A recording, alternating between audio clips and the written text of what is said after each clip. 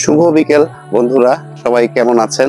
এবারের ঈদ উল আজহা সবার কোরবানির ঈদ কেমন কাটলো? বেশ লম্বা একটা ছুটি শেষ হতে যাচ্ছে আর অল্প কয়েকদিনের মধ্যেই। রবিবার থেকেই সবাই কর্মব্যস্ততা জীবনে ফিরে যাবে। অনেকদিন হলো যে বাসা থেকে দূরে কোথাও ঘুরতে যাই না। বাসা থেকে দূরে ঘুরতে যাওয়ার যে ব্যাপারটা, সেটা আসলে ওইভাবে অ্যারেঞ্জ করে উঠতে পারতেছিলাম না। সময়, জীবনের ব্যস্ততা সবকিছু মিলিয়ে এটা সময় হচ্ছিল না। এবার চিন্তা করলাম যে বরিশাল থেকে বেশ কিছুটা দূরে একটু ঘুরতে যাব। ইনশাল্লাহ আগামীকাল সকালবেলায় আমি আর আমার এক ছোট ভাই শিহাব, আমরা দুজনে মিলে বরিশাল থেকে ভোলা চর কুকরিমুকরির উদ্দেশ্যে রওনা করব। এবারের আমাদের সফরের মাধ্যম হবে মোটরসাইকেল।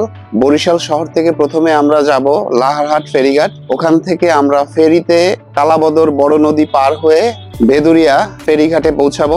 এরপরে ওখান থেকে আমরা চলে যাব চর ফ্যাশন, ভোলা চর ফ্যাশন। ভোলা চর ফ্যাশন থেকে আমরা যাব কচ্ছপিয়া খেয়াঘাটে। ওখান থেকে একটা বড় নদী পার হতে হবে ট্রলারে বা লঞ্চে, যেটা পাই। ট্রলারে পার হতে গেলে মোটামুটি 1 ঘন্টা 20 মিনিট বা 15 মিনিট এরকম একটা সময় লাগবে। প্রাকৃতিক সৌন্দর্যের অপার লীলাভূমি হচ্ছে চর কুকরিমুকরি। অনেকদিন পর একটা ট্রাভেল হবে। আশা করছি ভালো কিছু ভিডিও আপনাদের জন্য তুলে নিয়ে আসতে পারবো সেখান থেকে। দেখা যাক কি হয়। চর কুকরিমুকরির প্রাকৃতিক সৌন্দর্য আসলে বিমোহিত করে। যদিও আমি কখনো যাইনি, কিন্তু যারা গিয়েছে বা অনেক সময় ইউটিউব ফেসবুকে আমি অনেকের ভিডিও দেখেছি, আমার মনে একটা সুপ্ত বাসনা ছিল কোনো একদিন সময় সুযোগ পেলে চর কুকরিমুকরি যাব। তো সেই সুযোগটা ইনশাল্লাহ আগামীকাল হচ্ছে।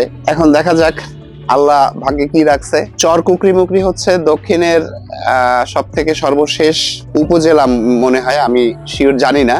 তথ্যটা জেনে তারপর আপনাদেরকে জানাবো। এরপরে ওদিকে আর কোনো ল্যান্ড নাই, সাগর আর সাগর। দেখা যাক ওখানের প্রাকৃতিক সৌন্দর্য আমরা কি কি দেখতে পাই। আপনাদের সাথে সবগুলোই তুলে ধরবো। Stay tune with my Facebook page and YouTube channel. ইনশাল্লাহ কালকে সকালবেলায় খুব সকালে আমরা এখান থেকে রওনা দেব।